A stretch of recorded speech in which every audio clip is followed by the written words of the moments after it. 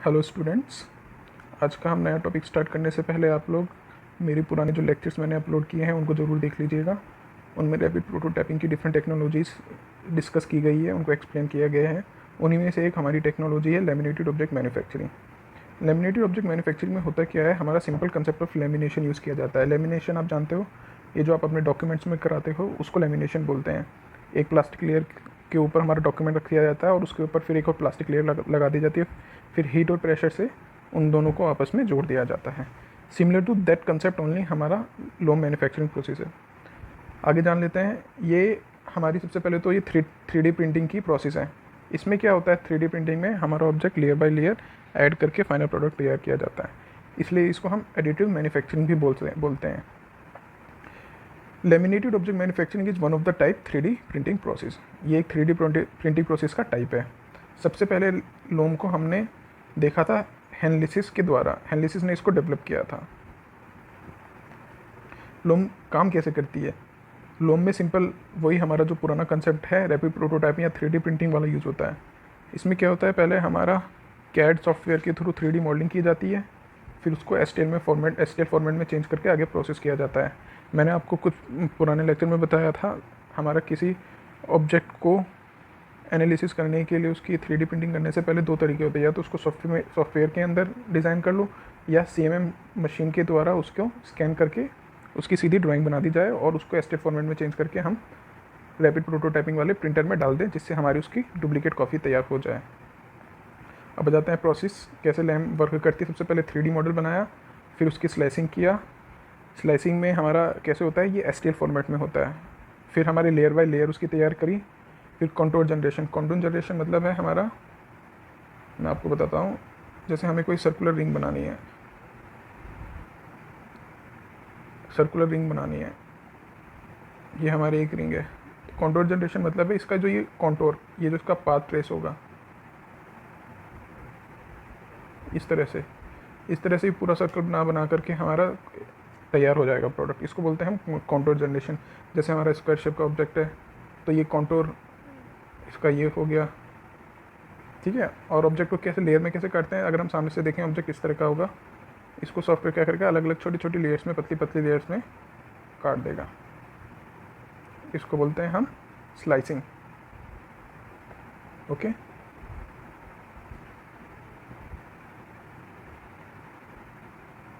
एक second students. अब आगे चलते हैं। हमारा कंटूर जनरेशन हो गया, फिर फाइनल जॉइनिंग हो जाएगी, जितनी लेयर से आपस में जोड़ करके फाइनल हमारा प्रोडक्ट तैयार हो जाएगा आखिरी में। ये हमारी मशीन की अरेंजमेंट दिखाई गई है, किस तरह से मशीन में अरेंजमेंट होती है और कौन कौन से उसके पार्ट्स होते हैं। ये आगे भी मैं आपको बताऊंगा, लेकिन एक बार थोड़ा सा हल्का सा आइडिया ले लेते हैं। जैसे हमारे 4 रोलर होते हैं, इसमें एक रोलर ये है, यहाँ से हमारा जो लेमिनेटेड वाली सीट है वो निकलेगी और यहाँ रोल होती जाएगी। ये हमारा प्रोडक्ट बन रहा है यहाँ पे। ये उसके ऊपर एक हीटेड रोलर है।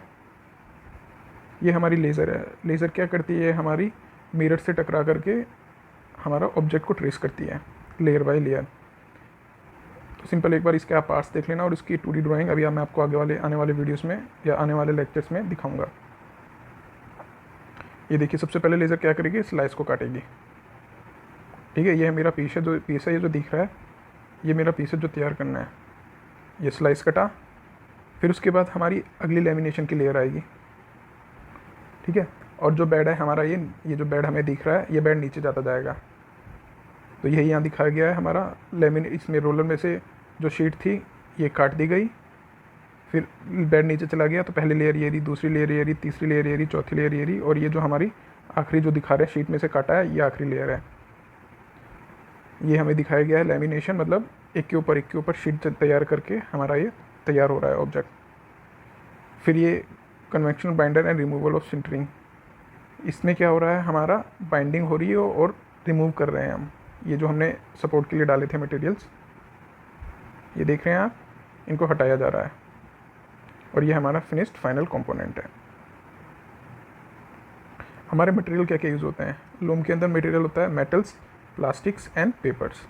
ये 3 चीज़ें हम इस्तेमाल करते हैं इस मैन्युफैक्चरिंग प्रोसेस में। थ्योरी में आ जाते हैं हम, होती कैसे है हमारी मैन्युफैक्चरिंग प्रोसेस। मैं आपको समझाऊंगा इस पिक्चर के थ्रू।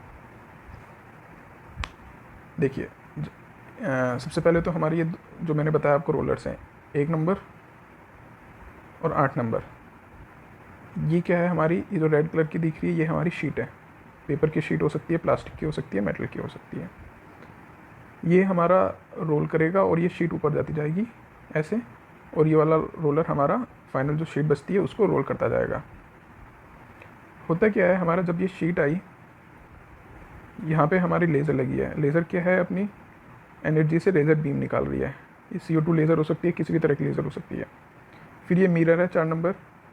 इस मिरर से टकरा करके, मिरर बोल सकते हैं या इसको प्रिज्म बोल सकते हैं, इस मिरर से टकरा करके ये हमारी ऑब्जेक्ट पे पड़ रही है। अब देख रहे हैं ये इसका बेड है। हो क्या रहा है, हमारा बेड नीचे की तरफ मूव कर रहा है।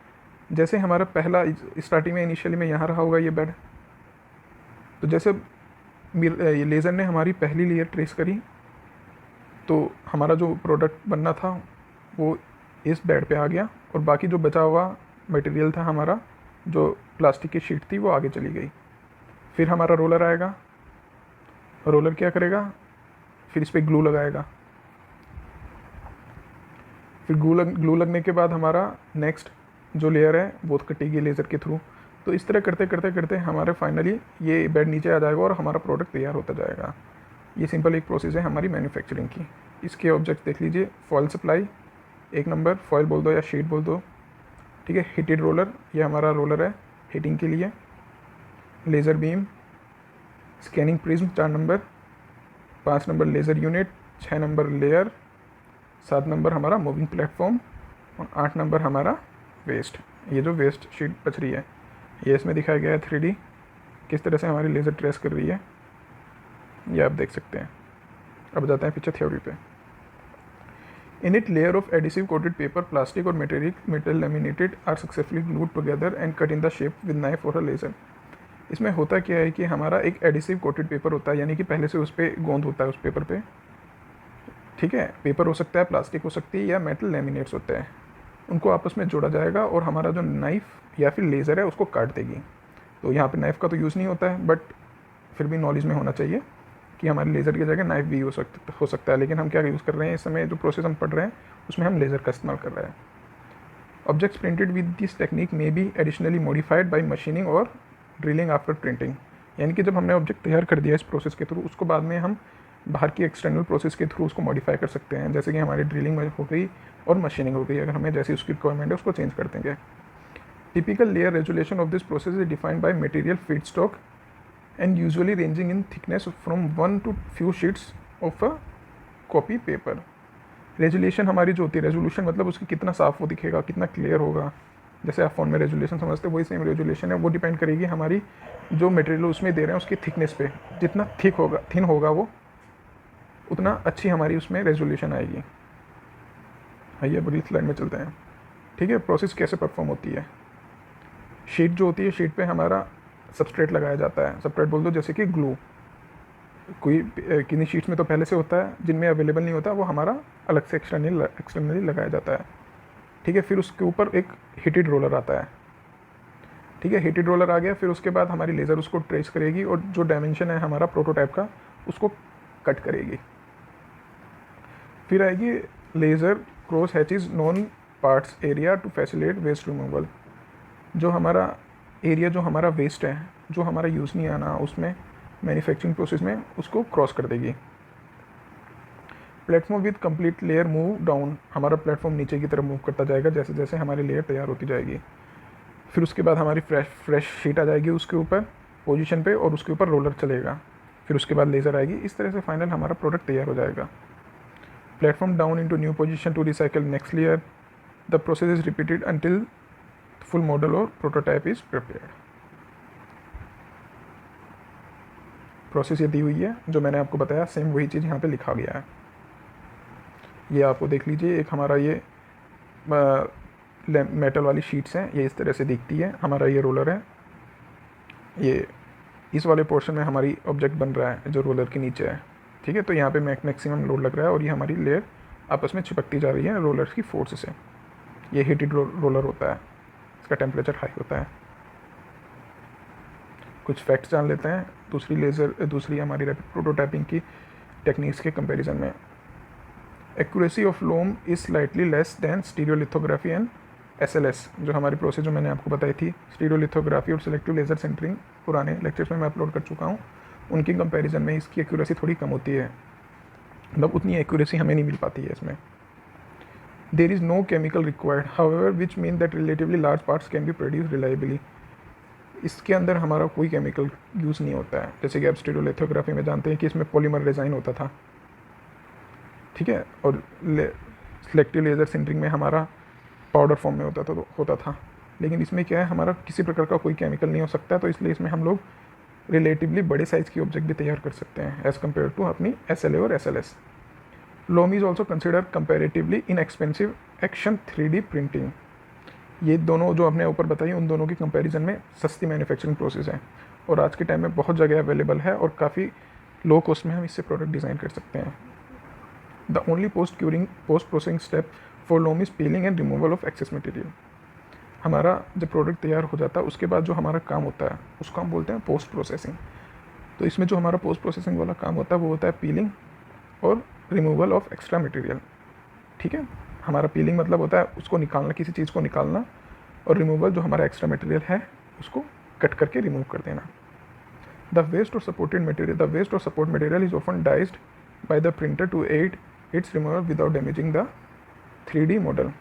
इसमें हमारा जो वेस्ट होता है वो सपोर्ट हम लोग डालते हैं तो वो डाइस के शेप में होता है, यानी कि क्यूब के शेप में होता है, जो आराम से हम प्रोडक्ट बनने के बाद निकाल सकते हैं बिना उस 3D मॉडल को डैमेज किए हुए।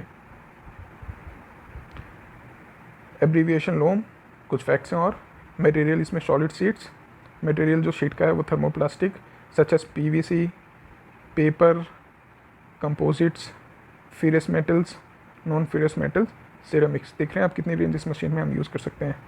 मैक्सिमम पार्ट साइज़ है ये 32x32 inch. Minimum feature size, thickness, tolerances, surface finish जो हमें मिलती है इसमें रफ होती है और बिल्ड स्पीड हमारी काफ़ी तेज़ी से इसमें प्रोडक्ट तैयार होता है। एप्लीकेशन हम एंड में इसकी जानेंगे। Advantages and disadvantages. एडवांटेजेस है ability to produce large scale models, बड़े साइज़ के इसमें मॉडल्स तैयार कर सकते हैं और काफ़ी तेज़ी से कर सकते हैं। Use very inexpensive paper, सस्ता पेपर इस्तेमाल करती है as compare to other machines के कंपैरिजन में। फास्ट और एक्यूरेट है। गुड हैंडलिंग स्ट्रेंथ, आराम से प्रोडक्ट को हैंडल कर सकते हैं, काफ़ी अच्छी स्ट्रेंथ मिलती है।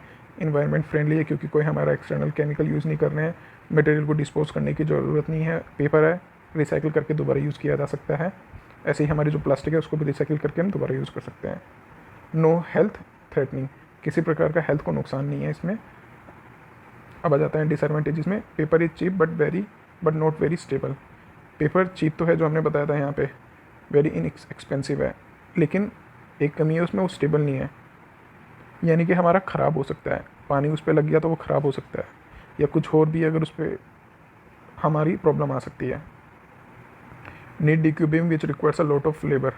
डिक्यूबिंग मतलब होता है कि जब हमने फाइनल प्रोडक्ट तैयार कर दिया उसके अंदर जो सपोर्ट मटेरियल है उसको निकालना, उसको बोलते हैं डिक्यूबिंग। क्यूब को अलग करना। प्रोडक्ट स्मोक्स और फ्यूम्स, ठीक है, इसमें स्मोक्स और फ्यूम्स पैदा होते हैं। फायर हैजार्डियस पेपर यूज़ हो रहा है, PVC यूज़ हो रही है, तो ये थोड़ा फायर हैजार्डियस होता है। Not ideal for making complex geometries हम इससे नहीं बनाते हैं। It is not use to create functional prototype. जो हमारे कुछ फंक्शनल प्रोटोटाइप्स है जिनमें हमें फंक्शन करना होता है, जैसे हमारा इम्पेलर है, इम्पेलर की स्टडी करनी है। इम्पेलर समझते हैं आप?